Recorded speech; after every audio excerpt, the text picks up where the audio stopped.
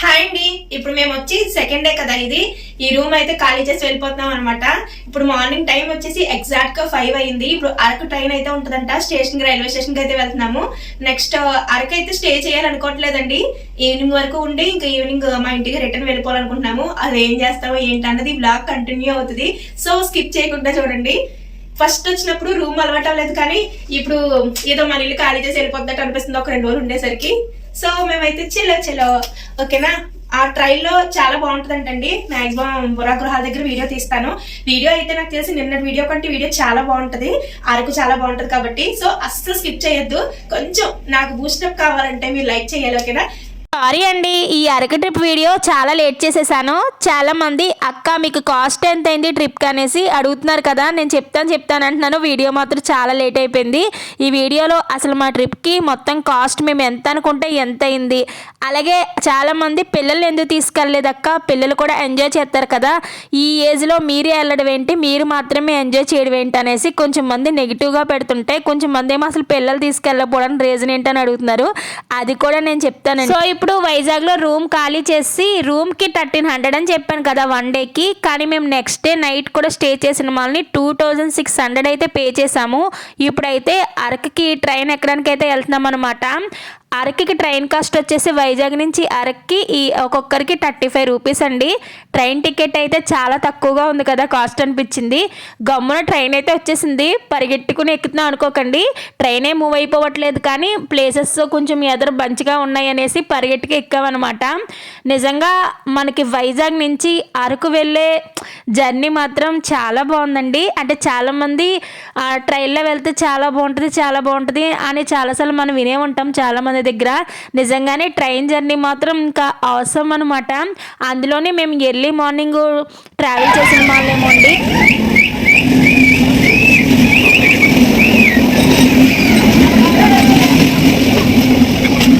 విన్నారు కదా, ఆ గుహ వచ్చినంతసేపు ఇంకా ట్రైన్లో వాళ్ళందరూ ఇలా అరుస్తూ ఉండేవాళ్ళు అనమాట. కొంచెం గుహ నుంచి ట్రైన్ కొంచెం ముందుకు వచ్చే వరకుని, మళ్ళీ వాళ్ళు కొంచెం కూల్ అయ్యేసరికి మళ్ళీ ఇంకో గుహ వచ్చేది, వాళ్ళు మళ్ళీ కూల్ అయ్యేసరికి మళ్ళీ గుహ వచ్చేది. చాలా బాగుందండి జర్నీ మాత్రం. దగ్గర ఒక 40-50 వచ్చినట్టున్నాయి ఈ గుహలు.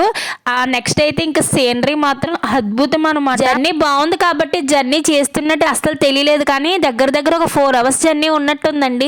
ఇంకా దగ్గర ఇప్పుడు అరకు అయితే రీచ్ అవుతున్నాం అనమాట. అరకుకి దగ్గరలో ఉన్నామన్నారు. మేము అరకు దిగేసరికి ఒక 10:30 or 11 అయి ఉంటుంది. ఇప్పుడు అరకులోకి వచ్చిన తర్వాత ఎక్కడ తిరగాలి ఏంటని చూసుకునేసరికి ఒక ఆటో అతను వచ్చారు.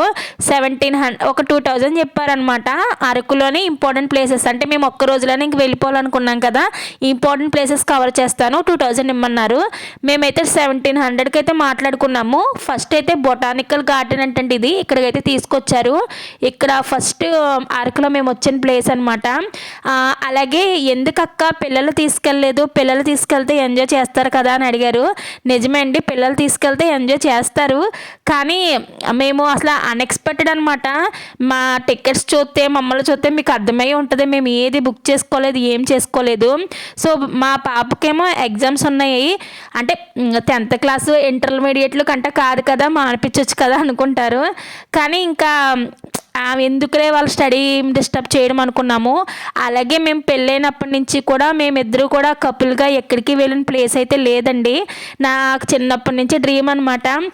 ఒకసారి నేను 8th క్లాస్ అలా ఉంటానేమో, అయితే మా చుట్టాలు ఒకళ్ళు తీసుకెళ్తాము వైజాగ్ అనేసి అన్నారనమాట. అంటే వాళ్ళకి ట్రావెల్ బస్సులు ఉన్నాయి, అప్పుడు అన్నీ సర్దుకున్నాం మేము, కానీ అది క్యాన్సిల్ అయిపోయింది. మా మ్యారేజ్ అయిన వెంటనే కూడా ఒక 2-3 మంత్స్కి మేము వెళ్దామని ప్లాన్ చేసుకునేసరికి నేను వెంటనే మ్యారేజ్ అయిన 2 మంత్స్కి కన్సీవ్ అయిపోయాను, అలా క్యాన్సిల్ అయిపోయింది. మ్యారేజ్ అయ్యాక చాలా ఏంటంటారు మా లైఫ్లో అనుకోని ప్రాబ్లమ్స్ అవి ఇవి వచ్చేసాయి, దానివల్ల ఇంకా వెళ్ళకపోయామన్నమాట.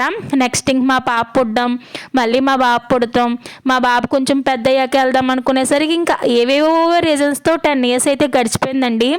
ఇప్పటికే చాలా వరకు హెల్త్ ఇష్యూస్ అవన్నీ వచ్చేస్తున్నాయి. నిజంగా అంత డబ్బులు ఖర్చు పెట్టడానికి కూడా మనకు మనసు రాదు కదండి మిడిల్ క్లాస్ వాళ్ళకి. అమౌంట్ ఎంత అయిందో కూడా నేను లాస్ట్లో చెప్తాను. సో ఎందుకులే అమౌంట్ ఏదో ఒకటి వస్తుంది కదా, పిల్లల ఫీజులకి వీటికి ఉంటాయి కదా అని మన కోసం మనం ఖర్చు పెట్టుకోకుండా ఎక్కువ శాతం మనం అలానే ఆలోచిస్తుంటాం కదా. ఏమో ఎందుకో తెలియదండి, యాక్చువల్లీ మాకు కూడా తెలీదు, అనుకోకుండా వెళ్ళామన్నమాట. సో పిల్లలు ఎంజాయ్ చేద్దరు, అది కూడా మాకు అనిపించింది. సో నెక్స్ట్ టైం వెళ్ళినప్పుడు అంటే మనకు కాస్త నాలెడ్జ్ వస్తే వాళ్ళకు కూడా అన్నీ తిప్పి చూపించడానికి బాగుంటుంది కదా, సర్లే అనేసి వెళ్ళిపోయాము. ఇది ట్రైబల్ మ్యూజియం అండి, ఇది అయితే చాలా బాగుందనమాట.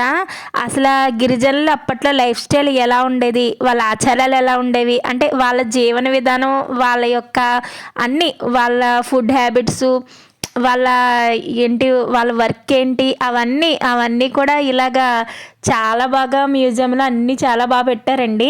ఇది అవి ఎంత బాగున్నాయో పక్కన పెడితే మా బావ అంత బాగా వీడియో తీసినందుకు మా బావకి నిజంగా గ్రేట్ అనమాట. ఎందుకంటే నాకు ముందు రోజు ఇంకా వైజాగ్లో తిరిగేసరికి ఇంకా అరకులోకి వచ్చేసరికి ఇంకా కాళ్ళు ఫుల్గా నొప్పులు వచ్చేస్తున్నాయి. యాక్చువల్లీ మా బావ వీడియో తీసి ఉండకపోతే నేను ఇంకా అరకు వీడియో తీయాలి అన్న థాట్ కూడా నాకు లేదనమాట. కానీ ఇవన్నీ మంచిగా తనైతే షూట్ చేశారు. నిజంగా థ్యాంక్ యూ సో మచ్ బావా. చాలామంది అరకు వెళ్ళిన వాళ్ళు ఇక్కడ ఫోటో మాత్రం కంపల్సరీ తీసుకుంటారు కదండి, మేము కూడా తీసుకున్నాము. ఇక్కడ మెయిన్ ఏంటంటే బొంగు చికెన్ అనమాట. మేము వెళ్ళింది సండేయే, కానీ బొంగు చికెన్ తినలేకపోయాము. ఎందుకంటే కార్తీక మాసం కదండి, చిన్నప్పటి నుంచి అసలు నాన్ వెజ్ తినమనమాట. కానీ అవన్నీ చూసేసరికి మా బావ కొంచెం టెంప్ట్ అయ్యారు. కానీ చిన్నప్పటి నుంచి నాన్ వెజ్ ముట్టుకోము కార్తీక మాసంలో, ఇలాంటి ఇంకెందుకులే బావ అనేసరికి పాపం తెలియదులేండి. ఒక కాఫీ పౌడర్ తీసుకొని వచ్చేసాము. ఇవి కాఫీ చెట్లు అనమాట. ఇది వచ్చేసి గాలికొండ వ్యూ పాయింట్. ఇక్కడ కూడా అసలు చాలా బాగుంది వ్యూ. అమ్మాయి మోడల్ అనుకుంటా అండి, ఎక్కడికి వెళ్తే అక్కడికి వచ్చేస్తుంది. మేము ఎక్కడికి వెళ్ళి అమ్మాయి వస్తుంది, ఫొటోస్ తీసుకుంటుంది. చాలా బాగుంది అమ్మాయి కూడాను. నెక్స్ట్ వచ్చేసి ఇప్పుడు ఒక షార్ట్ వీడియో పెట్టాను కదండి, వంకాయ బజ్జీ తిన్నాను తాటిగూడ వాటర్ ఫాల్స్ దగ్గర అనేసి, అది ఇక్కడే అనమాట. ఇక్కడ వాటర్ ఫాల్స్ అయితే చాలా బాగున్నాయి. కిందకి దిగలేక పైనుంచి చూసేసాము. ఫైనల్ అయితే బుర్రా గుహ దగ్గరికి వచ్చేసామండి. ఇగో ఇక్కడ సాయి పని అయిపోయిందండి. ఇంకా అరకులో ఇంకొక రోజు స్టే చేద్దాం అనుకున్నాము, సీనే కనపడతలేదు. ఇక్కడ అయిపోయిందండి, ఇది ఫైనల్ అనుకుంటాను. ఇంకా బుర్రా గుహాలంట, ఇట్లా బుర్ర కూడా తినేసి చలో వైజాగ్ ట్రైన్ వచ్చేసి చలో చలో చలో చలో మాన్పత్తి.